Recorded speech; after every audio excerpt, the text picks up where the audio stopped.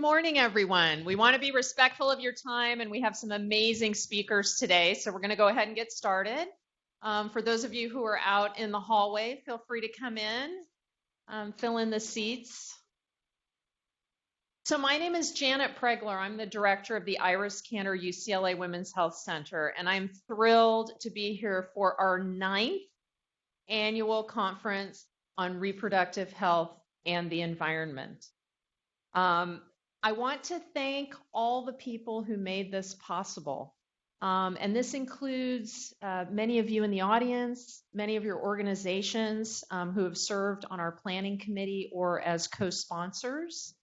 I would like to recognize some of the planning committee members that are here and their organizations who are co-sponsors and have really planned and driven this event.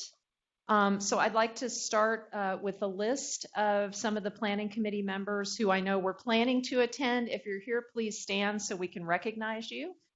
First, Marta Arguello, Executive Director for Physicians for Social Responsibility, LA, a co-sponsor of our event. Susie Baldwin, Medical Director of the Office of Women's Health, LA County Department of Public Health. Natalie Champion, Program Coordinator, California Black Women's Health Project, also a co-sponsor of this event. Crystal Crawford, Program Director, the California Wellness Foundation. Condessa Curley, SPA 5 and 6 Area Medical Director, LA Department of Public Health.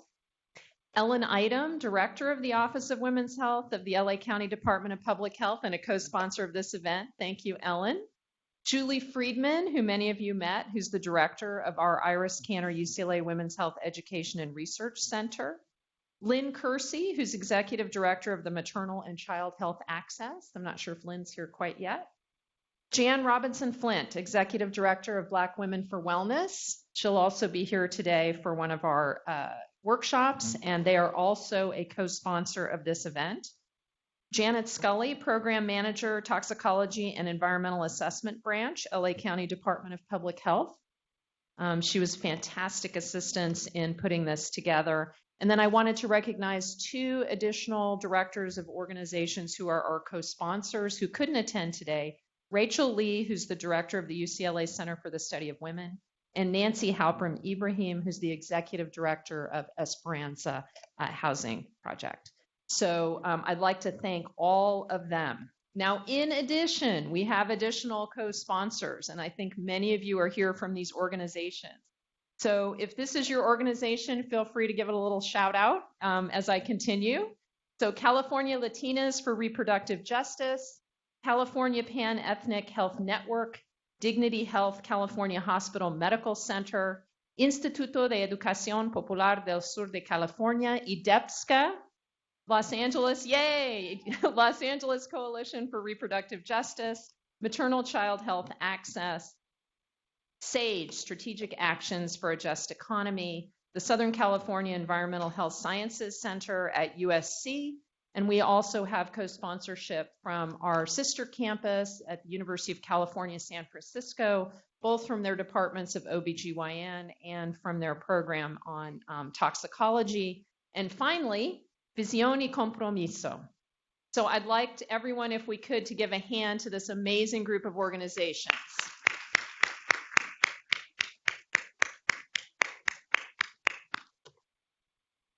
All right, now I'm going to get in just a little bit of trouble before I announce our first speaker. So I do want to thank the people that make this possible, the tremendous group of speakers we have, the organization, the materials, and also the muffins, okay, which are important. So the David and Lucille Packard Foundation, and in particular, one of our board members, Linda Griego, who's also on their board, have consistently supported this event and are sponsoring the event this year. And here's where I get into trouble. Also, our executive advisory board of the Iris Cantor-UCLA Women's Health Center, and we are represented here today by Karen Ganswig. So I'd like to give them a round of applause as well.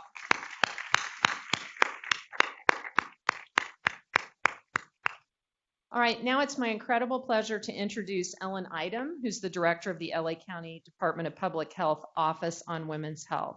She's truly a visionary. 11 years ago, she put together a summit of women in Los Angeles County to say what are the most important issues that are facing us over the next 10 years. The intersection between women's health, reproductive health, environmental health, and justice was identified as one of those priorities. And over these last 10 years, she has worked tirelessly to network, to bring the community together, and to give more opportunities for people to share and to expand their work. So please welcome Ellen Idem. Thank you, Janet. Good morning and welcome, welcome. It is hard to believe that this is our 9th annual Reproductive Health and the Environment Conference that focuses specifically on Los Angeles. So the conference is always kind of oversubscribed, and each year the interest grows with more people wanting to attend. And it's because we're addressing one of the most critical issues of our time. And that's that intersection between environment and reproductive health and social justice, which greatly impacts our families, our communities. It's both for the now and well into the future. So this year, the conference brings together kind of a wide variety of different sectors. We have our, people representing the health professionals and researchers and academicians, the community advocates, local government. We have our students, and then of course we have many of you that are working as the environmental and social justice leaders. We're all committed to addressing our common goal to reduce exposure to environmental toxins which harm reproductive health. So each year, these conferences have been an amazing collaboration between the environmental community and the the reproductive, and the public health communities, and the social justice advocates. And it provides a really unique opportunity to both learn from each other, to network, and to build these incredibly important new relationships and partnerships. So I don't have to say it, I know, to this group, but it's more important than ever to strengthen those linkages between research, community, policy, and advocacy, and work towards the strategies for healthier communities and healthier outcomes. This could not be more critical as we face kind of the national weakening of environmental policies and laws that challenge reproductive health and loosen the standards for cleaner water, soil, and air, especially those that impact our most vulnerable populations. So this year, we're continuing our focus on the topics of air, water, and soil, which remain the triple threat, and that's to reproductive health, to birth outcomes, and to children's health and well-being. So during these workshops, you'll have time to ask questions and to share your skills and expertise and also to contribute to this incredibly important dialogue and the move to action in reducing and eliminating toxic exposures. So it's now my pleasure. So again, welcome. I hope the day is very productive for all of us. I want to introduce our next speaker, Dr. Deborah Allen. Dr. Allen is the Deputy Director of the Los Angeles County Department of Public Health, where she heads the Bureau of Health Promotion, which takes a holistic approach addressing health needs in the context of family and community, and a focus on health and racial equity. Dr. Allen previously served as the Director of Child, Adolescent, and Family Health at the Boston Public Health Commission, as Associate Professor of Maternal and Child Health at the Boston University School of Public Health, and as the Director of the Division of Special Health Needs at the Massachusetts Department of Public Health. You get it, she's from Massachusetts. And please welcome my boss, Dr. Deborah Allen.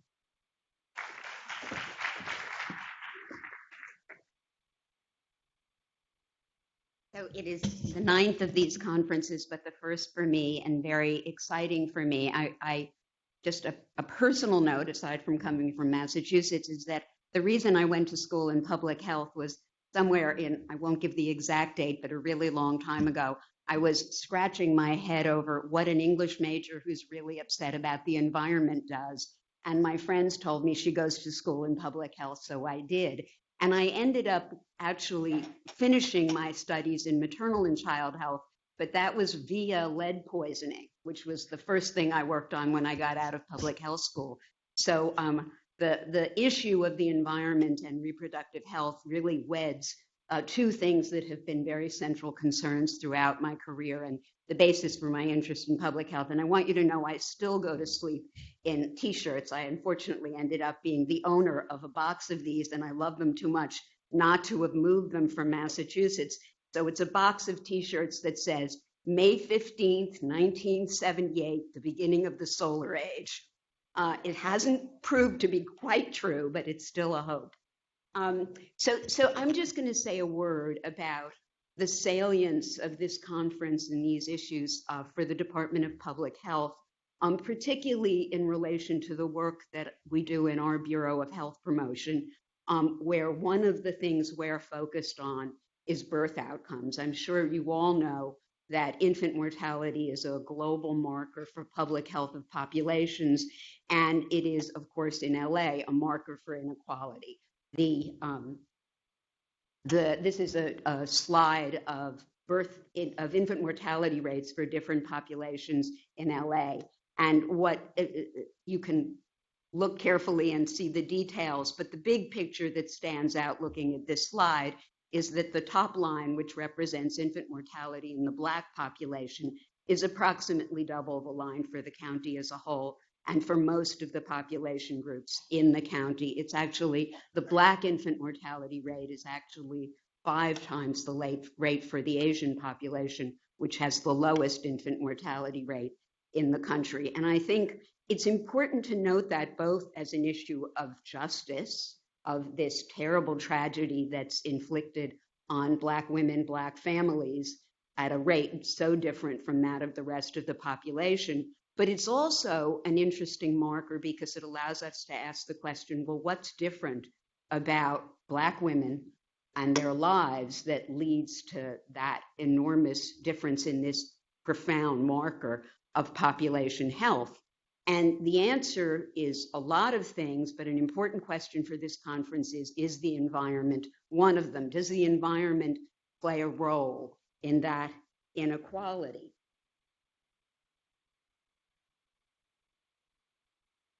And if the answer is yes, and I think we can take as a hypothesis that it is, and then ask more about that, how?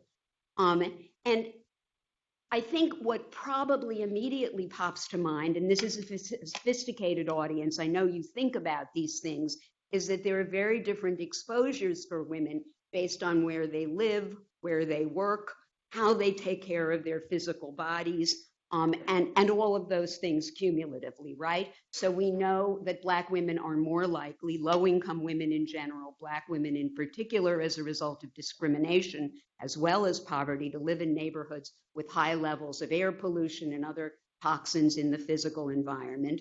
They are much more likely to work at jobs where they're exposed, for example, to cleaning products, working in hotels or kitchens and so on, that contribute to their personal burden of environmental toxins.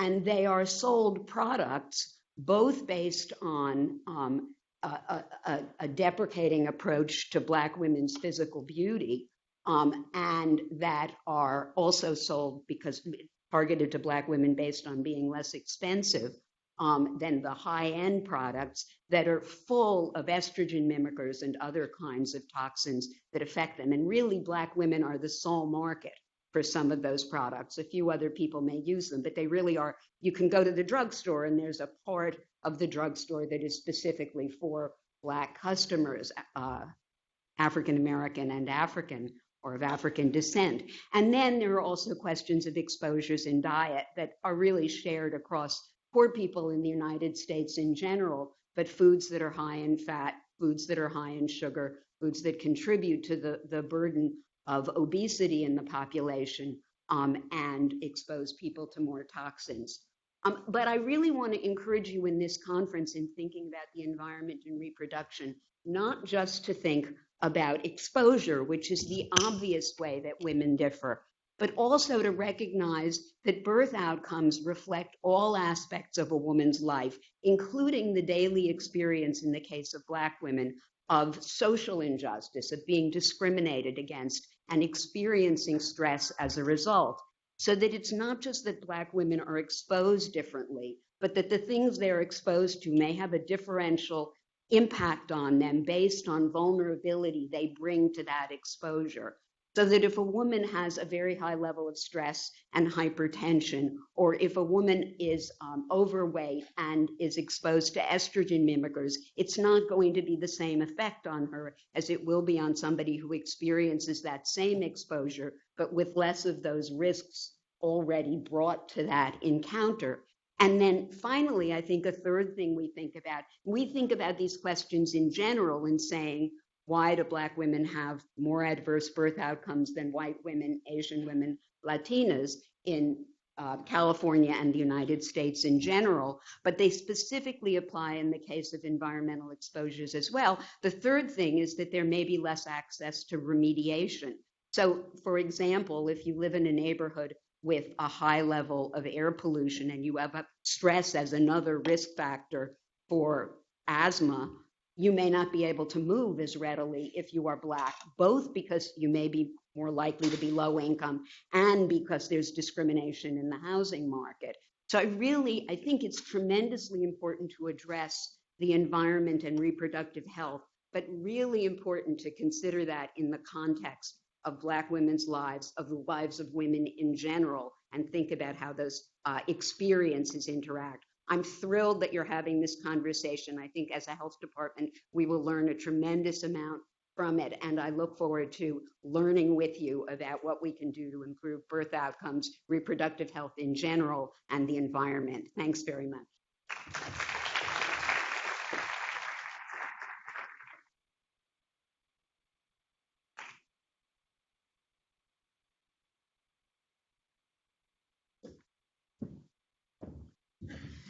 Thanks so much, Deborah. And I think I can speak for the healthcare practitioners in the audience about how shocking these statistics are in Los Angeles County. And also, I think how disappointing it is that we've seen this over a long period of time, really without improvement. So I think to give us a little bit more information about a roadmap and certainly about an organization that has given hope is Mashariki Kudumu, MPH. She is the March of Dimes Maternal and Child Health Director for Greater Los Angeles. She holds a bachelor's degree in social work and psychology from UC Berkeley. But then you came to UCLA and got your Master of Public Health, so we get to say yay UCLA too. Thank you. And she has an amazing background of advocacy for women, for pregnant women. She has worked as a doula. She has been a community educator. She has cared for women living with HIV and AIDS, homeless women, women who are in circumstances like the ones we're discussing today, where really adverse outcomes are a risk. And again, as a practitioner, I'm really thrilled to see someone who has been at the bedside with women now driving this agenda at an institutional level. So please welcome Mashariki Kudumu.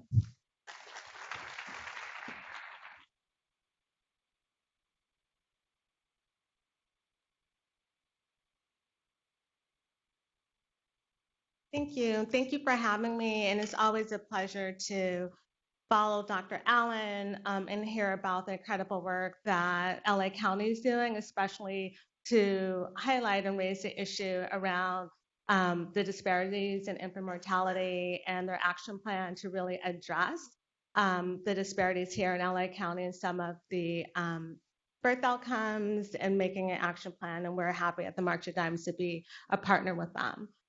So today, I'm just going to talk a little bit about what some of the research that the March of Dimes is doing and how we can work together to really, when you look at environmental health and reproductive outcomes, it really has to be a multidisciplinary approach, right? So we need our social scientists, our research, our policymakers all in the room to really move the needle on these issues.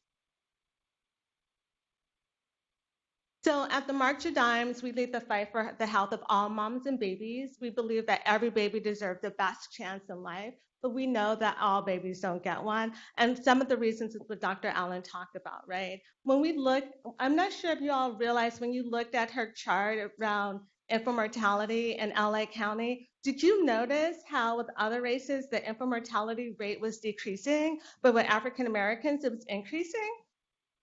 So we at the March of Dimes believe that all babies deserve the best chance, but we're seeing that they don't, right? And it's really looking at the disparities and why that. And so I wanted to, this is kind of hard to see, but wanted to let you know, November is Prematurity Awareness Month. Each year, the March of Dimes puts out a report card about how not only the nation is doing, but the state, and then looking at some of the counties.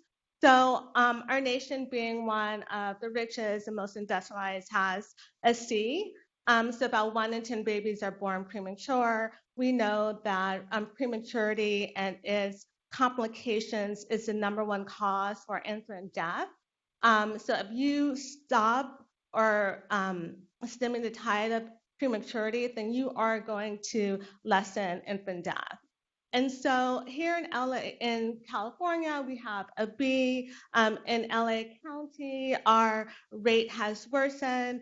But what's really incredible, and that you, this is hard to see, but I want to know, let you know, I have some report cards that I can share with you. What's really incredible is the disparities in Southern California. So in Irvine, which has not only one of the lowest preterm birth rates in California, but also in the nation, about 5.5%. But then you just go 50 miles away to San Bernardino, and it's double that. And so you wonder why, right? You look at the environment, you look at the economic opportunities, you look at the infrastructure, you look at who makes up those communities and their access not only to care, but to quality care. And we have to address those social injustices to really be able to address the disparities. And so the March of Dimes has 5 research centers that look at the causes of prematurity and how we can address it. These, our closest one is in Stanford, and the research centers really are multidisciplinary. So we have biologists working alongside physicists, working alongside of bioengineers, social scientists, psychologists, really looking at how we can work together to move the needle and address this issue, right? And some of the discoveries and research that's happening in Stanford, they were able to identify a blood test that can really identify women who might be at higher risk for preterm birth. And so you look at communities where it's low resource and it's women are unable to get access to ultrasound because of the expense, or being able to have to get off work and drive really far to a facility that has ultrasound equipment. Here you have a simple blood test that can really show if they're at risk to be able to then intervene appropriately. We're looking at nutrition. So selenium, which is a mineral that's found in dirt and leafy green vegetables and nuts, and how that might impact prematurity and put women at risk. So if you're living in communities where your soil quality is poor, where you don't have access to fresh fruits and vegetables, how your nutrition is really affecting your overall body, your health, and your ability to carry your babies full term.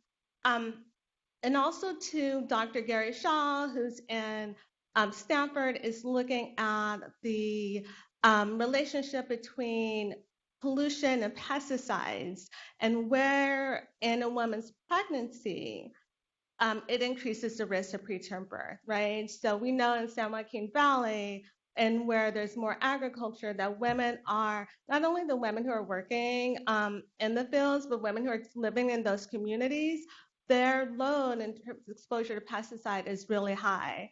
So what can we do? How can we not only lower people's exposure to pesticide, but where do we intervene at a woman's pregnancy? to be able to decrease the risk for preterm birth, and then also, and with that, decreasing the risk for infant death. And so I'm so glad we're all here today because we know it's just not one organization, one discipline, but we really have to come together to be able to move the needle, to look at how we address social justice and our exposure to environmental toxins and how that affects women and our reproductive health. So I'm so happy to be in this room with people who can work together and move the needle. And I just look forward to working with you all today and learning from you all today. So thank you.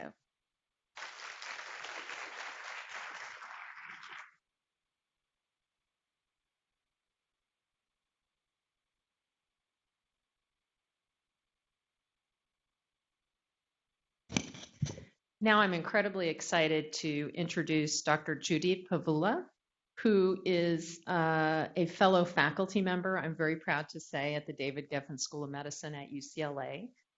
She teaches medical students and residents in family medicine at Harbor, UCLA. She teaches about caring for adolescents. She's co-director of the Gardena High School Clinic.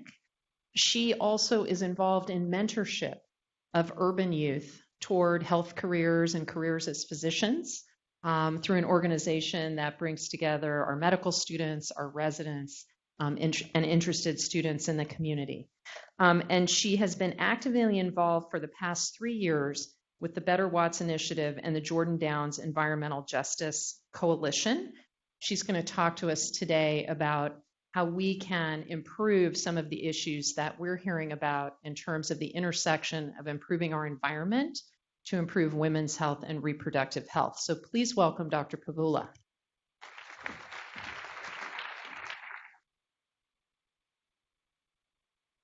Thank you very much. So Dr. Allen and Mashariki actually did most of my talk already, but I'm going to do a lot of repeat of that. But first, I wanted to acknowledge that when I look out into the room, so many tables basically are people from the community who were my mentors, who have helped me get started. These were the true people who actually taught me about a lot of these issues. So I'm very excited from the DEPSCA table who actually taught me everything that I was doing wrong in the community, to physicians from social responsibility who actually took me into the community of Watts. And also I see other people back there with Robert F. Kennedy and just all the people who have taught me a lot about the environment of the community. So I actually got started with maternal and child health a very long time ago, just like you, Dr. Allen, at UCLA. That's what actually pushed me to go into medicine, looking at all the disparities that were happening when I was in the School of Public Health and with the issues of maternal and child health. What I wanted to start out was by going through the whole, my work for the past 3.5 to 4 years in the community of Watts, use that as a case study to get into some of the issues of environment and reproductive health. So for those of you who don't know where Watts, if you just go down the freeway, right, it's this little, it's about a 2 square mile area. It's one of the most densely populated areas in the Southern California area with about 40,000 people. But in the community of Watts, I wanted to especially focus on this public housing of Jordan Downs. So Jordan Downs is a public housing that started during World War II. But the reason this is of importance, because majority of the members, there's about 700 units. There's a school, and the blank space that you see there is the big steel factory that was built during World War II. But the reason this is important, because the majority of the people living in this public housing, they're people of color. It used to be predominantly African American. Now it's Latino and African American. And majority of them are children less than 10, and poor, and single households are what make up most of this community. So you can see how this is an area that's very vulnerable. And so this was the work that Physicians for Social Responsibility was doing. These are their maps. And one of the things they started finding in that small area, which is the big red line, is the Alameda Highway, the Alameda corridor, where thousands of trucks go past that area. They also started finding all these breaches. If you look at the ExxonMobil pipeline, which had a breach seeping oil into the groundwater systems. So a lot of different things, right? And the high school is right in the middle of it. And again, this is a CalEnviro screen, which the blue dot, it looks like a target. That's the Watts area. It looks at basically the health of the community based on poverty levels, based on how many are young children, all the pollution and everything. And what it turns out is that Watts which has most of the children, which high rates of children and women, basically it turns out it's among the top 5 most environmentally burdened communities in all of California. Right?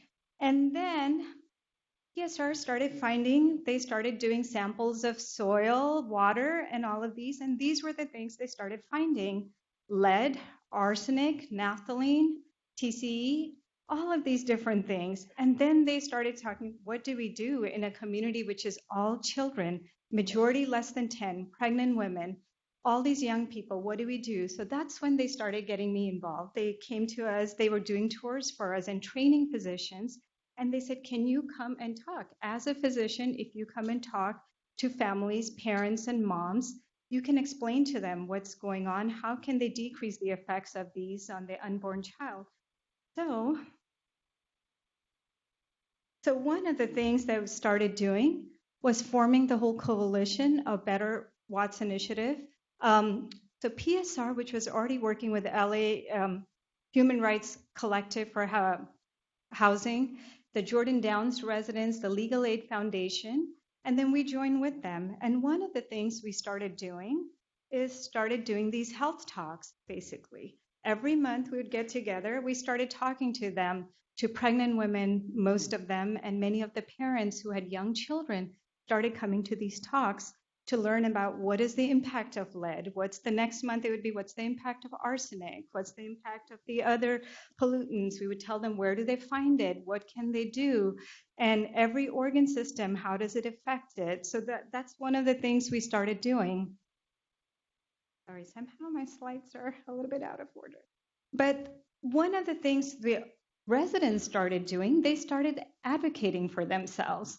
So these parents, with PSR, with the Legal Aid Foundation, with the physicians, they started saying, this is what our children are drinking. This is the soil they're playing in. So these are things that they actually started collecting. And what we started finding out, that 98%, 99% in some of the areas, said basically they did not have clean drinking water. So all I thought was this was going on in Flint. So that's why this is all new for me in the last 4 years, where you start finding out more and more of the communities where they start telling you they do not have clean drinking water. And every day their water is either brown and the black, as you can see. And so that's where a lot of the advocacy started coming out of what can we do. And the residents actually started standing up for themselves, and they started, with the help of these advocacy groups, asking to start doing something to clean up the soil, to start doing other things. And they're wearing masks, but just to let you know, when we started training there, because PSR was training us, we actually had to wear masks while we were doing tours. That's how environmentally burdened and that's how much pollution there was. So again, like I started saying, we think Watts is one isolated community, right? But what you soon start finding out, right? This is not Watts. So you guys recognize these pictures. On the upper left is Flint, Michigan, right? To the right to that was the whole Detroit school system, where almost all the schools teachers went on strike because every single school looked like that, with mold in the schools, with water that they could not drink. And again, when we talk about Flint, just to remind you guys, this is an LAUSD, so I work at 3 different high schools now. I cannot drink water at any of those high schools unless I take water. If I forget my water bottle, I will not have water for the entire day that I'm. So in one of the schools where we were working with PSR, they actually had to hand out water bottles just because of the lead in the pipes. And Richmond, that's the Richmond Exxon, the Chevron gas leak, and then the X site, of course, which you all know about. So one of the things I wanted to do is when we talk about the environment, those are visible things, right? The water, the soil, all of those.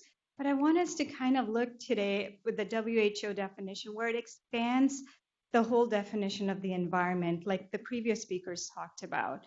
It talks about it being physical. That's the part we're looking at, right? But also the bio part of it, the social part of it, cultural, and most of all, the structural part.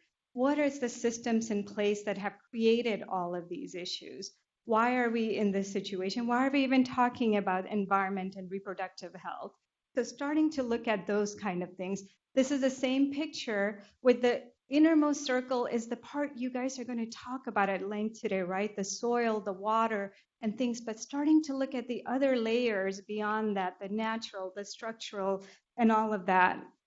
So this was my attempt to kind of just show just the work of Dr. Michael Liu and Dr. Halfon and all of them, just looking at over the life course, right? So looking from preconception to conception to prenatal, looking at all the different environmental factors that can impact people. So not just the exposure to toxins, but access to health care. But is this pregnancy even desired? Do they have access to contraception? Looking at that, do they have family support once you're pregnant? Every time. So I run the prenatal clinic at at the family medicine residency program where I'm at. And that's one of the things. Do you have support? Did you want this pregnancy? Who's going to help you take care of this baby? Those are topics we're bringing up over and over. We're asking them newer things now. What are the infections they've been exposed to? But anyway, so just keeping all of these factors in mind when you think about the environment. And again, this just showing the really vulnerable periods. But again, today you guys will get this in depth, and Dr. Allen actually showed this, right, about the soil, the air, the water, the contamination of food. And as we deregulate our EPA, our FDA, and all of these things, for people to learn, and people of color, people who are poor, those are the ones most impacted. Any policy that you have, basically the people who will be most impacted are people who are the most vulnerable, right? So again, consumer products, are they fire retardants? What are in the products they're consuming? But also, one of the things I wanted to bring up when we talk about the environment, why are we even talking about the environment, right? Because when you look at WHO, what does it say? 1 in 4 people who die on this planet today is directly related to the environment. And if you happen to be a kid who's less than 5 years old, or if you're pregnant, those percentages are higher. That's how big a role environment plays in the life expectancy of these groups. So one of the things they also talk about in the environment, the factors that play into it besides the physical is the built environment.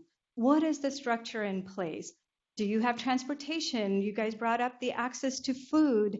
And do they have here I am as a physician, that was a big reminder, even though I've been doing health talks for so long in the communities of Wilmington and Watts and stuff, where we write all these things about go eat healthy foods, do they have access to this? Do they have sidewalks in their neighborhood? And these are things that have shown to really impact the health, right? And we had to put this in because this is such a huge threat. We talk about the physical environment, but just because everything you guys have been seeing in the last few months with the droughts, with the hurricanes, the fires, which have worse than ever before, right? Why is this important? Before, I never used to have to ask in prenatal care about things like Zika, but what happens when you have things like climate change, when you have warmer weathers and things like that? So this is a baby with Zika. Every single prenatal visit now I have to ask about concerns about Zika, about other infectious diseases that we didn't used to know about. Those were things that were common in India that my friends would tell me about, but not here, right? And then we talk about access to care, of course, reproductive services, prenatal care, having health insurance coverage. I put a few of these different environmental factors in here, but why even, I couldn't find this amazing cartoon that I had, but this was when the ACA was passed, when the women before they would have to go in every single month. Actually, in some of the health insurance policies, you had to absolutely fill up a bunch of papers, and at the end of it, you would get 1 month's supply of OCPs. So this is a woman talking about what? No refills, have to go through this again next month. And this is actually there's only 16 states that actually allow you to get OCPs for 3 months or a year at a time. Most of the other states, so while we sit in LA County, we're very lucky. A lot of the other women do not have access to reproductive health. That seems so much easier for us to get. So anyway, why even talk about all of these things, right? Dr. Allen and you had talked about some of the health indicators. But why do we talk? If environment was just a minor inconvenience, people felt a little bad, it wouldn't be a big difference, right? But you looked at what some of the things are. So even though we're a nation that spends more money, we spend about $10,000 per person per year in this country, right? So we spend more money than any other countries. What does this give us in terms of reproductive health? How does it translate for us?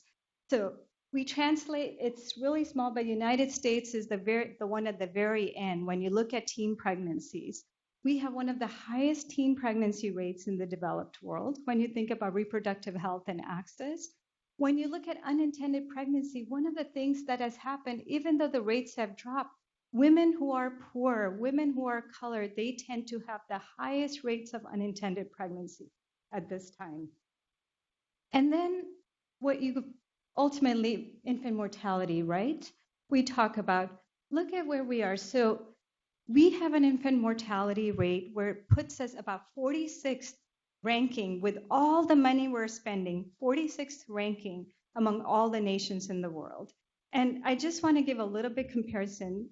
Well, I'll get to that when we talk about the other one, right? And then maternal mortality, again, the black is the United States. Once again, one of the highest.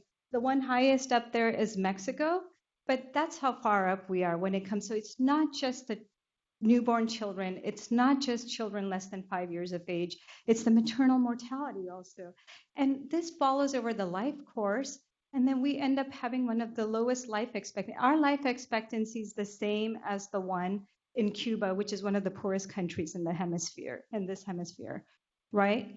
And you guys must have seen this, but this is what it all translates to, starting from birth to end. When you look at Watts, which has a 12-year less life expectancy than in Bel Air or Brentwood. Why is this important? And Watts is a community, predominantly communities of color, right? Why is this important? When you look at 1900, the life expectancy difference between blacks and whites was about 15 years. And now when you look at 118 years later, what we see is that we have closed that gap by 3 years. So with all of the technology, and then you start looking. And then what you had brought up, Dr. Allen, this is one of the biggest things, right? If we can look at what's going on here with the white and black infant mortality gap. So one of the things you find, as they had said earlier, the black infant mortality at this point is 2 times more, and in some places 5 times more than the white infant mortality. We're not even comparing it to Asians, right, who have the lowest infant mortality rate. And to put this in perspective, this gap between whites and black infant mortality rate is now greater than before the passage of civil rights, is greater than what it was in 1850, that's before the Civil War.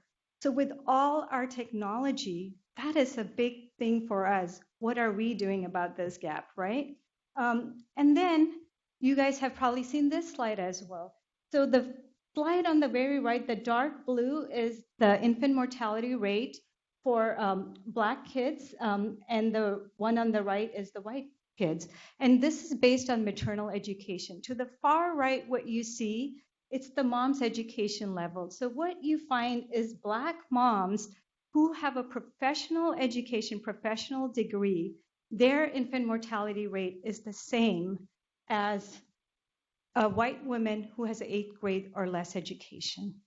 So these are people who are living in better communities, have an education, have jobs, have access to everything, right? And this doesn't just stay in infant mortality, this continues for maternal mortality. So just so you see, the blacks compared to whites, their maternal mortality is 3 times higher. Not only is it 3 times higher, we're one of the only 10 to 15 countries on this planet whose maternal mortality is now worse than what it was 25 years ago. So we are going backwards. in all of this. So what is going on with this Black, infant mortality rate and for moms? So when you look at the environment, yeah, there's a lot of things, right? You guys will look at the physical environment, access to care. You look at all of these different things. But even after looking at all of these things, one of the things it turns out that Black mothers and children face, one of the big factors is the racism, the social injustice that they face that creates this kind of conditions that allow some of these to happen, right? So under this, Dr. Allen had talked a little bit about the stress, right, that the moms face. And one thing to mention is when we talk about social injustice and we talk about oppression, the thing to remember, these are policies that have been, these are policies that are very intentional. These are not policies that just happen. These are either intentional policies or policies of neglect that come from redlining to everything else, other like education system, everything else that plays a role. But the one big thing is the role of stress that Dr. Allen was talking about, right? The stress, this is something that the African American experience, when you look at this, what do you see? Majority of the experience of African Americans in this country has been under oppression. For a long time, a big part under slavery. And then you talk about the Jim Crow era and everything. And for the last 50 years, maybe the civil rights. But even though we do not have all those signs to remind us of segregations, we are now segregated economically. We're segregated socially, culturally. Our neighborhoods, our schools, everything is more segregated now, or just as much as before the passage of civil rights, except none of us think about it because there's no sign that says colored only. So this is the experience of what people are going through. And what does this stress do? A good documentary, if you guys haven't watched, is Unnatural Causes. It actually goes through case by case of what can this do? And you may have seen this. So when we talk about racism and the stress that women face, you guys must have heard of Serena Williams, right? Everybody knows tennis player Serena Williams. She's, one of the top people. What happens to her when she tries to deliver, when she goes and deliver? She is in one of the very big hospitals in a great place, right? She tries to tell her of her complaints that she has. Nobody pays attention to her complaints. In the end, she ends up having a PE, right? A huge PE. But this is the shared experience of many African American women they talk about in the health system, where they're not taken seriously, where they feel constantly stressed. So really quickly, going over, when you look at stress, when we talk about stress, this is when, let's say, the flight or fight response, right? When something comes at us, we're stressed out. What happens? Our heart rate goes up. We start producing sugar, everything. We're getting ready to fight. So think of this on the freeway. I was on the 405 freeway right this morning, and basically one of the things you're trying to overtake whatever. What do? You press on the gas. So that is when you're stressed. Okay, you do that. But now imagine you're doing that all the time. You're pushing the pedal to the ground all the time, not for a few seconds, whatever. What does that do? Now your increased heart rate, all of that starts changing to hypertension, heart disease, to glucose intolerance, diabetes, and all of these other things start to happen, right? And what happens is this is not just affecting the mom who's pregnant, but there's plenty of research now to show you that this actually crosses the placenta, the cortisol, all of that goes up, crosses the placenta, goes and starts affecting the fetus as well. The unborn child starts getting affected, and their whole system starts getting reprogrammed. So even before they're born, basically what starts happening is heart disease is already happening, hypertension is already happening, glucose intolerance, insulin resistance, glucose and diabetes. So even before they were born, a lot of these factors are kicking in. And we are talking about, these are women who are educated, who know what's going on. These are people who are in this system, right? So, sorry, I know I'm running late. I'm going to go really fast through this, but really wanted to kind of end with, we are talking about this, right? And so what can we do? looking really quickly, there's so many different programs, policies, and stuff. But the one I'm going to use is the one that Dr. Halpon and Dr. Liu, when they talked about, the reason I'm using this is because they talk about the 12-point plan, about closing the black-white gap. And the reason this is important, because if we can close this gap, right, we can reach anybody else, like anybody else who's unhealthy. If we can work on the most vulnerable, then we can reach everybody else. So through this, I'm going to try to talk about different policies. And they talk about a life course approach where you start with women, African-American women, from the very beginning, having access to quality health care from the very beginning. So that's one. Second is looking at family and community systems. And third is looking at the social and economic inequities. So the first part, when we're talking about quality healthcare through lifespan, the 4 points that they're talking about, how do you improve conception care? So this means you've had your child, you're preparing for childbirth for the next child. How do we start working on it? How do we reach out to them and help them, especially women who had really poor outcomes the last time? How can we start working with them on this, right? And then how can we start helping them with preconception care? So, and I'll go into policies, and then providing quality prenatal care. So this means like seeing where do they need? Do they have nurse visits? Do they have other places they can go to? And expanding healthcare access over the whole life course. For many of us, we're spoiled in LA County because we actually kind of think that everybody has the kind of healthcare that we have in healthcare. But once you start stepping out, basically once a woman delivers, she loses her Medicaid. Even if they get emergency Medicaid, emergency Medi-Cal, whatever, many of the places, once you deliver, you lose your health insurance. You can't even get your birth control in, the LARC or whatever, the long-acting contraception in. So one of the things we have to really start looking is how can we provide healthcare throughout their lifespan, expanding universal healthcare, making reproductive contraception accessible to women. So there's a lot of policies in place right now, especially in this political climate, really looking at what can we do to make sure this access is possible. We are spoiled again in LA County. You go to Texas, you go to places, women have to drive many, they have to go into a different county, different state, across the border often to get some of these basic kind of care. The second part is enhancing family and community systems. So this talks about strengthening father involvement in African American families. How do you get fathers involved when you're an African American male and 1 in 5, and in many counties 1 in 2 of the adult male are locked away when we invest so much into the prison health system and not in education? So how do you do that? Enhancing coordination, integration of family support services, looking at where are the support.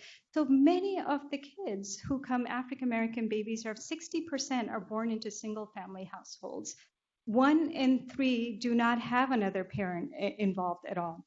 So, but creating, again, reproductive social capital in African American communities. I know these are all things that we're talking about. How do we start building some of these things? But directly looking at policies, this started, if you guys know, during the Bill Clinton era and has continued the assaults, like the temporary assistance for needy families. If you start working, basically, you start losing some of your childcare dollar. If you're not working, you don't get some of the money. Instead of tying these things, making policies that will support women who are pregnant, women with children, supporting all of those kind of things. And finally, just getting to the last part about addressing social, economic, and structural injustice. This is the part, I think, if you look at the last 100 years, if you look at policies, if you look at anything, it is critical what you guys are going to learn today about the soil, the water, and all of that. We have to start there. But the thing that will ultimately change the health is dealing with this racism, undoing some of these social injustices, looking at policies that will create equity for everybody. That is what will change a lot of the things. And I'm going to skip that. And really these are the last few slides, is looking at how we can address racism, and I would recommend, like, if anybody hasn't reading Camara Jones's A Gardener's Tale.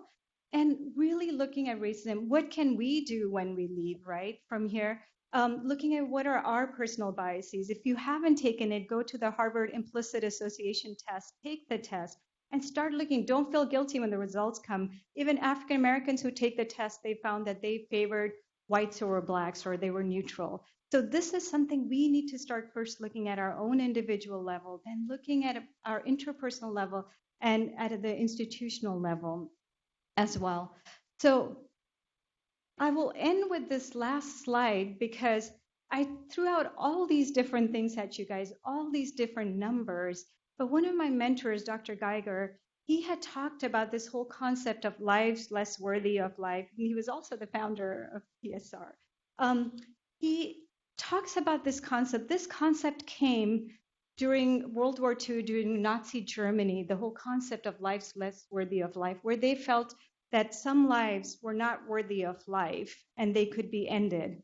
So when we sit here today and we say that the infant mortality rate is 2 times that of Black infant mortality rate of whites, or maternal mortality is 3 times, and we know we have all the resources, we have all the technology, yet we choose to do nothing at all.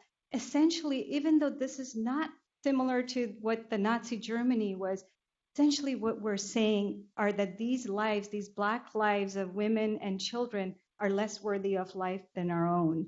So with that, I think it's a calling for all of us to what are we going to do in our lifetimes to change these disparities, to what are we going to wait for, what are we going to do, how are we going to address that. To hope as you go through the day today, that is what you'll keep in mind, and how in every small part of the way we can make this difference and turn the tide to going back to hopefully to diminishing this disparity. But thank you. I'll end with that.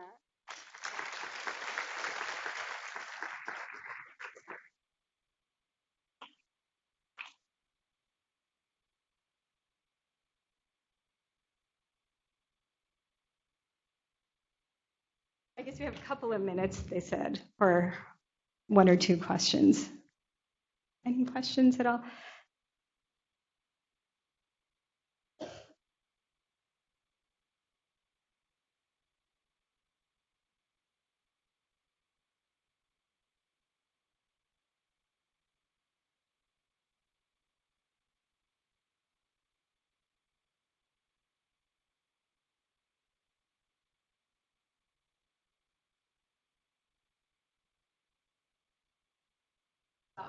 How midwifery models and doula models address this specific statistic, and how that can be supported and developed a little more.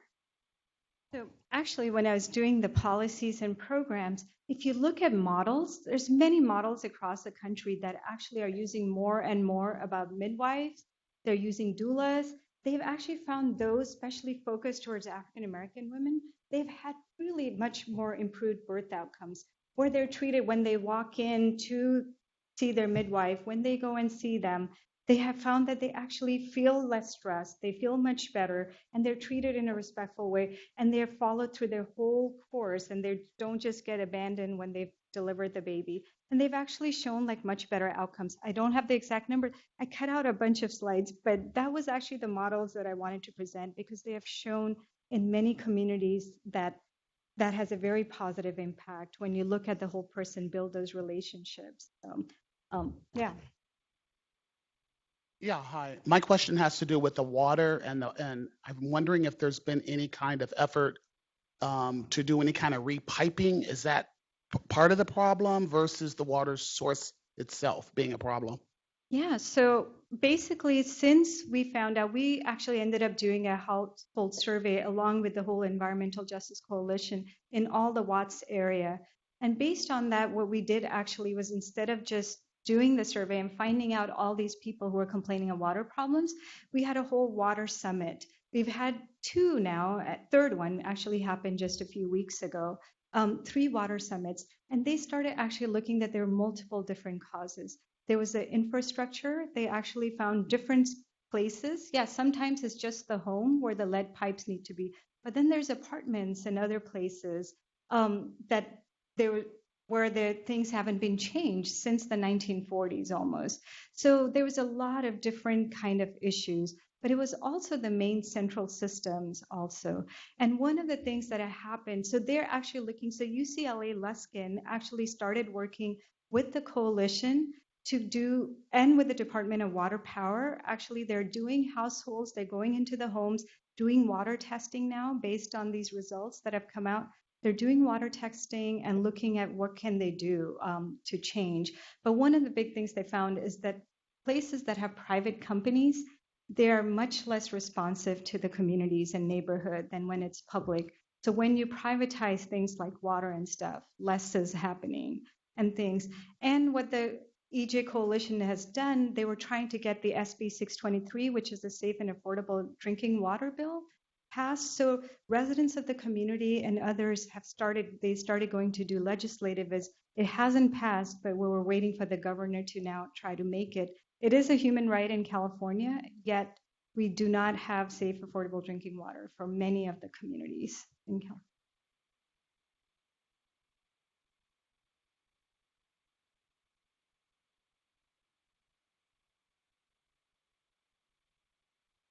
And I would also say, anybody in the audience, if you guys want to answer some of the questions, there's so much, you guys know so much here. So.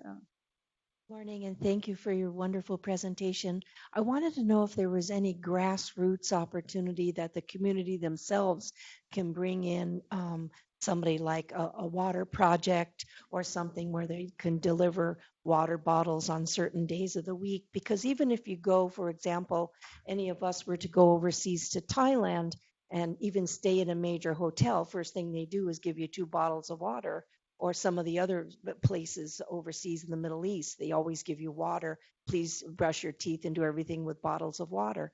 But like this, these people may be able to get started in some simplified grassroots project where they could just take it from the ground running and get something started. Because until you get all the bureaucratic work underway and the policies and the requirements, it may take a number of years until everything can get in place to get it accomplished. Yeah, and you can also respond, Martha. I know you guys are doing a lot of the work with the water justice and stuff. So one thing, so I grew up in India, and when I came here, one of the greatest things I thought about United States was that I could open the tap and drink water out of the water faucet. It was, and I basically thought most of America lives this way, even though I have been working for 2 decades in communities like Wilmington, Watts, and these communities, and people would say they're drinking bottled water. One of the things is you start finding out actually more and more what's happening is that more and more communities are resorting to bottled water because we're not building the infrastructure. And that's actually very critical for reproductive health, is building the infrastructure of water, of schools, our buildings, and all of those. And it's actually a huge burden on these already poor communities where they're having to buy water. Because even if we give them water, most of them still have to go out. We have stories of people in the community telling us they started cooking and they had to stop cooking because they could not get the water that was clean. Their water would start. So I think that, in the meanwhile, they have to drink bottled water. But we really do have the resources. We do have everything. That's why I even showed the thing about how much money we spend on health, how much money. So one of the things, if you look at our budget, it's not the lack of resources. It's where we're putting those resources. It's not our budget. It's where our priorities are, where we choose to put it, whether it's in Homeland Security, building a wall, versus building our infrastructure that's crumbling. And like I'm saying, what is really scary is finding out every day that these are not isolated communities, that more and more of America is slipping into this kind of a thing where we have to drink water bottles, like in Thailand or India, which shouldn't be happening in the richest country on this planet. But Martha, I know you guys do a lot of work with water. I don't know if you want to respond to.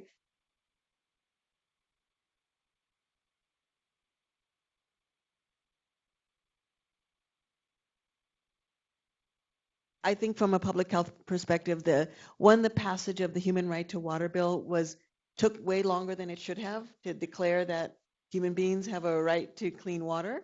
So now it's about creating political will around fixing infrastructure, because we can't, there are communities already that are having bottled water shipped to them because their water is undrinkable, they can't cook in it, and it is not a sustainable solution to put water in plastic bottles that we also don't know what's in. But in some communities you may have to, right? Because depending on what's in the water. And so there's a tremendous need to educate healthcare professionals about water, because your patients are going to come and ask you. And if you talk to folks in West Virginia, if you talk to folks in Flint, Michigan, that's who they went to first. But because of the way we regulate chemicals, often we just won't be able to answer those questions. So I think today is all about moving us upstream, so that our solutions are sustainable long term.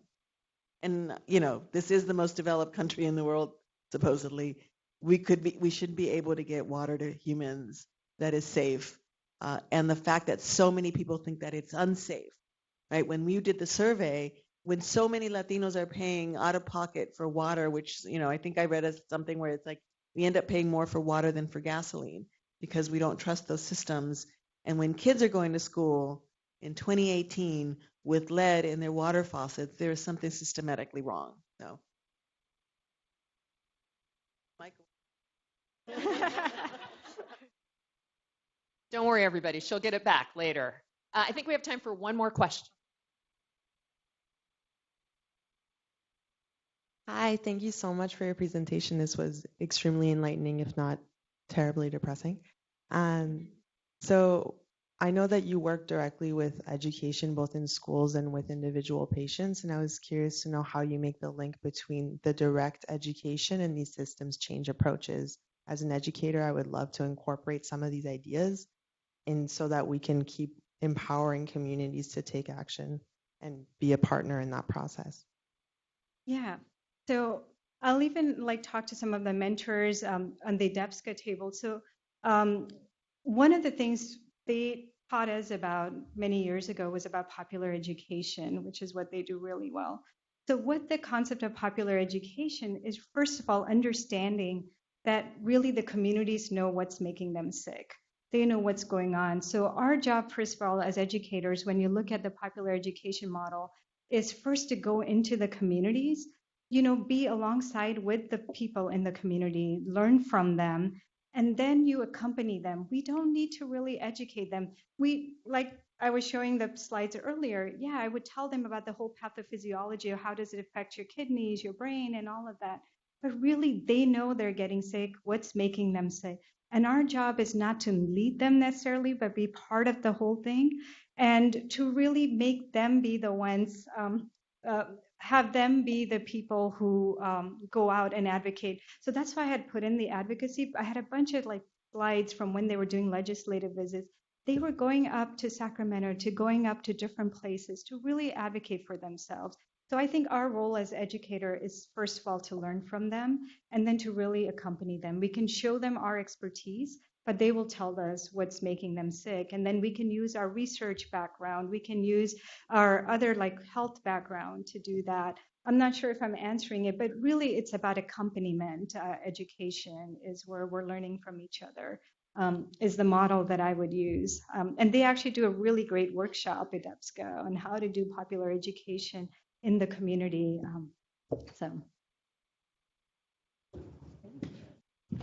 Right. Thank you, Dr. Puvvula. That was fantastic.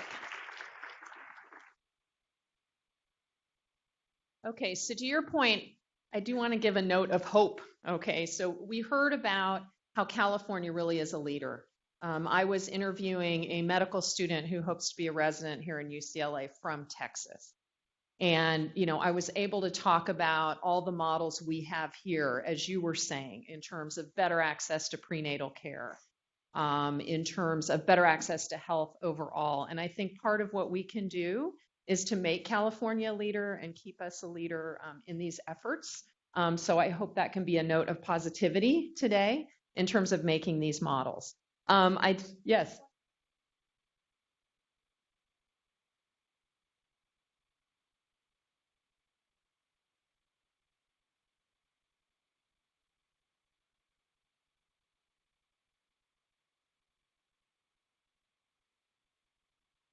Right. So we're not going to give up hope. We're going to move forward. So on that note, I do want to recognize a few policymakers who have also helped us through this process. I heard from, again, our board member, Karen Ganswig, how she was up late last night following the election returns. And I think these folks were as well. But if they're here, please stand so we can recognize you.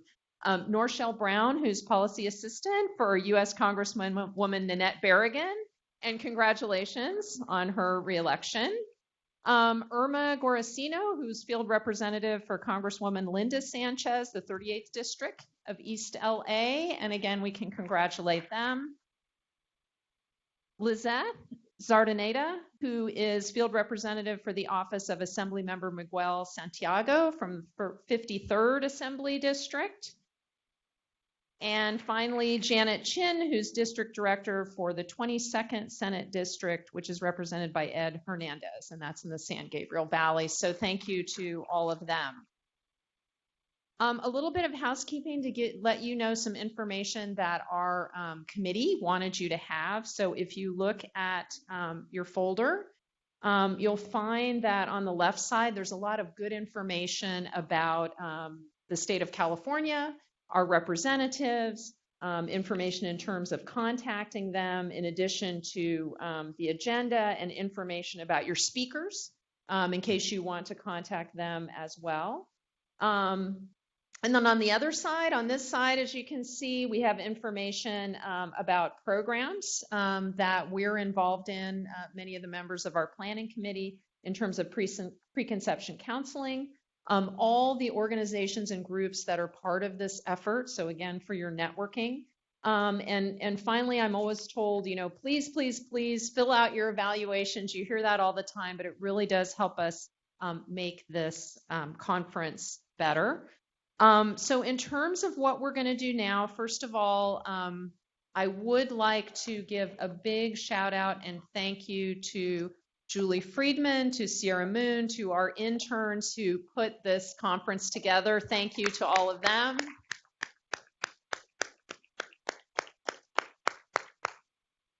I'd also like to ask all the speakers before you go out for the break, if you please could come up to our sign here. We're going to take a picture so that we can memorialize that. We're now going to have a half-hour break where you'll also be able to interact with the organizations and tables that we have outside. At 10:15, the workshops will begin. Just reminding you, the air workshop will be held here in the Yosemite room.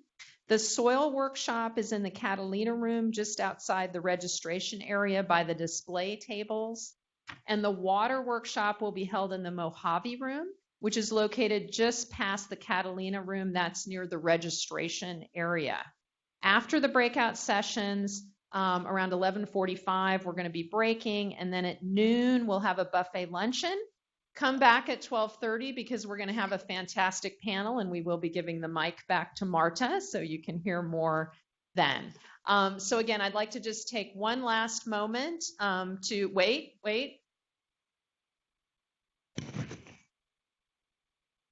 Water is blue, air is orange, and soil is yellow. Okay. Yeah, maybe water should have been yellow, but soil is yellow. Okay. So I'd like to take just a moment for us to once again appreciate all the wonderful speakers, and we will reconvene in a half hour for the workshops. Thanks very much.